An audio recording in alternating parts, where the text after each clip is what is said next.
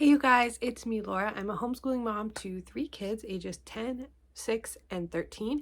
And today I'm going to share with you my 5-star books from 2023. I know this is late coming out compared to when a lot of people post this kind of video, but I like to wait until the actual end of the year when I've read all the books for the year before I post it. Otherwise, there's some books that kind of get left in the dust. And this year in particular, I was actually reading a book that I finished. It's New Year's Day today, and I finished it last night. And I thought it might make this list, but it came in at 4 stars. It was a really good book. It's actually this one, Jennifer's Christmas. It's a good Christmas book, but wasn't quite 5-star, but it was a good 4-star book. So I just feel like a lot of times books get at those end months, like especially December, books or products or whatever, sometimes even in November, just kind of get left behind, and I didn't want those to get left out. So I wanted to make sure I made it all the way to the end of the year reading. So I read 75 books this year. I was 25 shy of my 100 goal, but I found that that 75 is still a lot of books. I'm actually decreasing my goal even more for next year because I don't want to have to rush through the books. I found myself feeling panicked a lot. I was looking for books for my curriculum, for whether it be for our particular homeschool or for the curriculum company I'm starting, and just kind of had a lot of anxiety around getting through all the books, and I don't want that this year. I want to slow down. I want to enjoy them. I want to process them.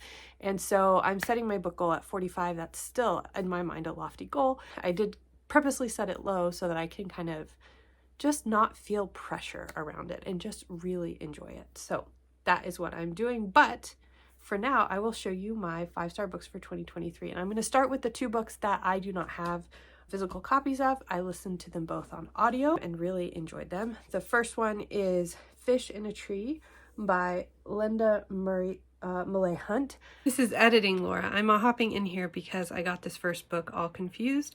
So the book is Fish in a Tree by Linda Millay Hunt, and it is about a girl with dyslexia and her struggle in school, the way that kids think that she's dumb when she's not.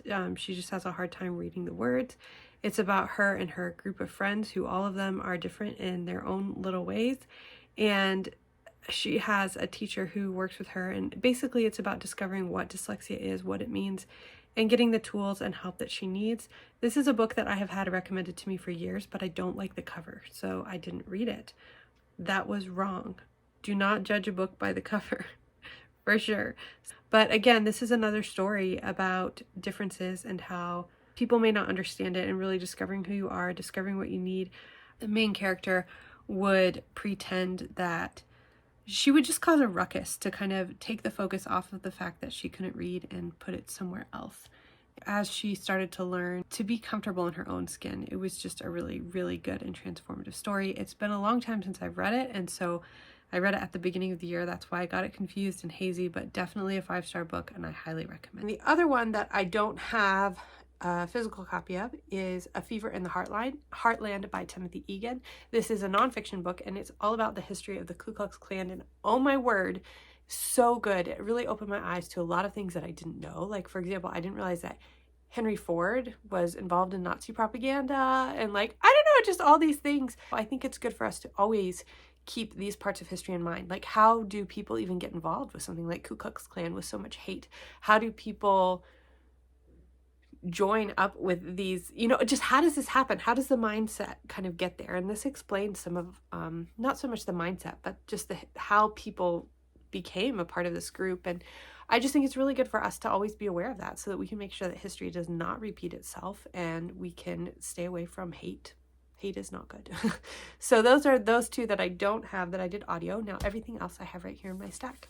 This is A Kind of Spark by Ellie McNoll, and it's about a girl named Addie who has autism, and she also, in her family, her older sister also has autism, so they have kind of a special relationship there. Addie starts to learn about the witch trials that happened in her area. She's from Scotland, and she realizes that a lot of these people who were accused of witchcraft likely had autism or some other similar neurodivergence.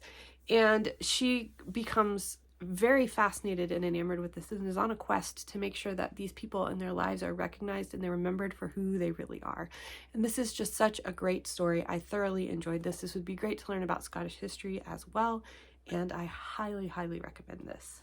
This one is Playing Atari with Saddam Hussein, which is really just I was surprised that I liked this one so much, but it was very fascinating. This takes place during Operation Storm, and it's about this boy who is there in the middle of the bombing and everything going on, and kind of the nation's relationship with Saddam Hussein and how they had to be careful about what they said and how it felt to be under his regime. And it's just a really interesting, it's a pretty quick read. It's very heavy. I would definitely recommend this for 10 and older, maybe even a little older than that. It was interesting how it played in his love of video games. He loves playing video games, and he would imagine himself playing a video game with the boss being Saddam Hussein and kind of beating him, and that visualization kind of weaves itself into the rest of the story. So this one is really good. Invisible Sun is set during the COVID pandemic, right at the very beginning of the pandemic, and it is about a boy who is falsely accused of a crime. He had spent some time in jail, and then he's on parole and is kind of trying to come to terms with the fact that he didn't commit this crime. He knows who did it, he knows everything that happened, but because he's Black, he wasn't believed. And it's kind of his journey to come to terms with all of this, as well as trying to come to terms with the pandemic and COVID and being stuck at home. And there is a rally, a Black Lives Matter rally, right in the middle of COVID. So he's faced with the fact, do I stand up for what's right? Do I stand up for my rights for people like me amidst this pandemic? Do I not? So there's just a lot of social issues that are really discussed in here. This is definitely a YA book, but it is so good, and I really couldn't put it down. I highly, highly recommend it. This book was really good. I was able to read this as an early release, and I absolutely adored it. It's called Tethered to Other Stars, and it's about Wendy. She's in a Hispanic American family. Her parents both came from South America to America, and she and her family are they try and stay away from the police. They try and stay out of trouble because of their heritage. They know that they're more likely to run into trouble. And they move to a new neighborhood, and she's not sure why. Wendy's not really sure why or what's going on, but she just decides to keep her head down, do what she needs to do.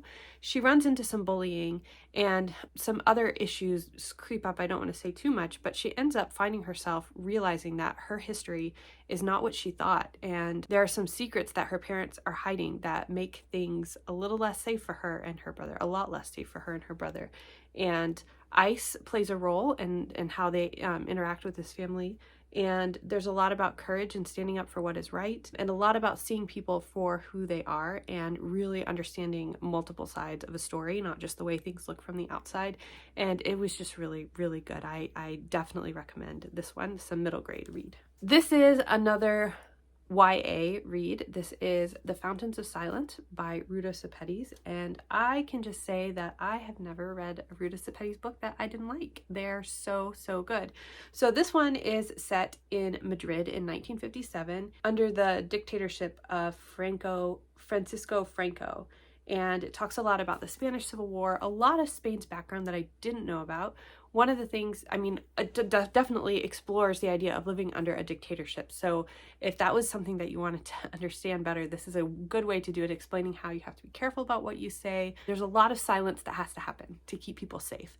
But this also addresses what happened that I had never heard of before, where a bunch of babies were taken away from people and put up from adoption so that the government could raise up a group of people that were only faithful to them. So if there were people who had babies who didn't fit their particular mold, the mothers were told that the babies died, and then the babies were taken and put up for adoption with American families. And anyway, it's just a really, really sad time. But this is a love story, a romance, which I usually am not a huge fan of romance, but it's kind of a gentle romance. It's not the driving force of the story. It is definitely a part of the story. So you're mostly following Anna, who works at a hotel. So she comes into contact with all of these Americans and foreign people. She sees Daniel, who loves photography, and Americans kind of see this picture of Spain that the government wants them to see. And she is living in the background of all of the parts that the government doesn't want the Americans to see.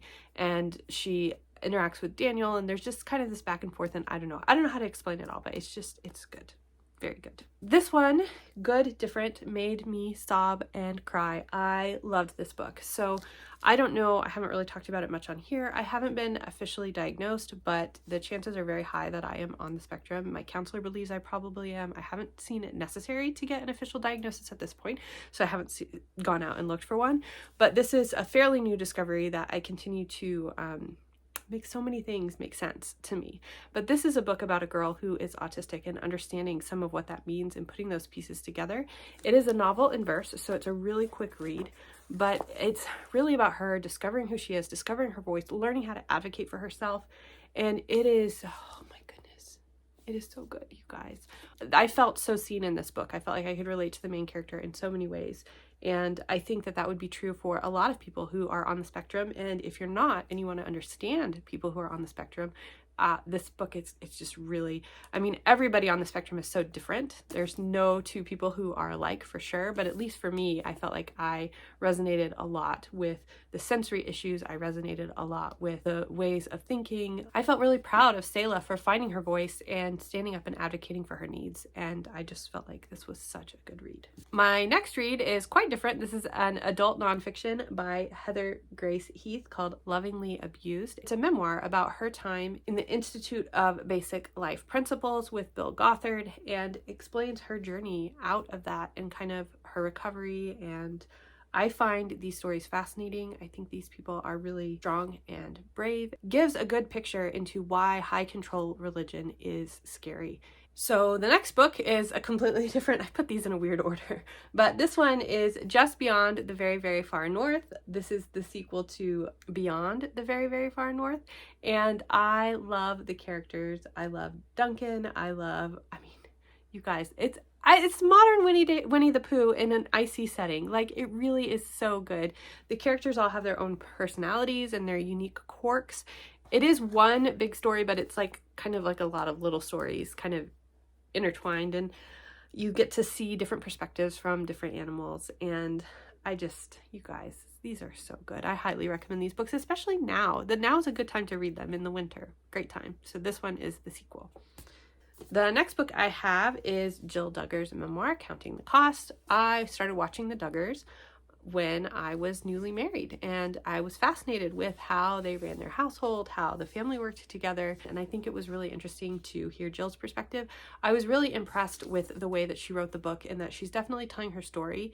And while there are some things about people in this book that are hard to read, I felt like she was very gracious. This was not a book that she clearly was writing to slander people. This was clearly just a book that she was writing to kind of bring to light the dangers of kids on TV, the dangers of reality TV, the dangers of high control religion. Again, I felt like she did a beautiful job, and I know that this was very hard for her to write, and I'm very proud of her for speaking up. And I honestly wasn't expecting this to go on my 5-star list, but it did. It is really good. The last book, which is funny that it's on here, is definitely in my 5-star read list, and that is Light Comes to Shadow Mountain. I loved it so much that I chose it to be the very first book for Ticket to Learning's curriculum. So that there was a high bar for that. So once I found this book, the ball just really started rolling and things came into place. But this is about Cora Tipton, who lives on Shadow Mountain. It is set during the Great Depression in Appalachian, Kentucky. She learns about FDR's Rural Electrification Act, which is going to bring light to Shadow Mountain, and she is desperate for it. She wants to be able to read. She wants to have the modern conveniences. She wants electricity, so she is on a mission, but she is at odds with her mother, who wants things to stay just as they are. Her mother is the herbalist of the mountain, and she is not so sure about all of the change. And this is just such a wonderful, wonderful book that covers so many things, from herbalism to the Great Depression to depression and mental health, electricity, just so many things. And I just love this book. I can't say enough good things about this book. So those are the books that I have for my 2023 5-star books, and I would love to hear what some of your 5-star books were from this year, and if you've read any of these, what you thought, and if not, which ones are you interested in reading. And I hope that you guys have a great year reading, and that you enjoy reading, because it's not a race, it's not a contest, it's not about finishing the most books or anything like that. It's about enjoying the books, it's about learning, it's about getting lost in fantasy worlds if that's what you do with books. It is about just enjoying the books. I hope that you guys have a wonderful day. I will talk to you later. Bye.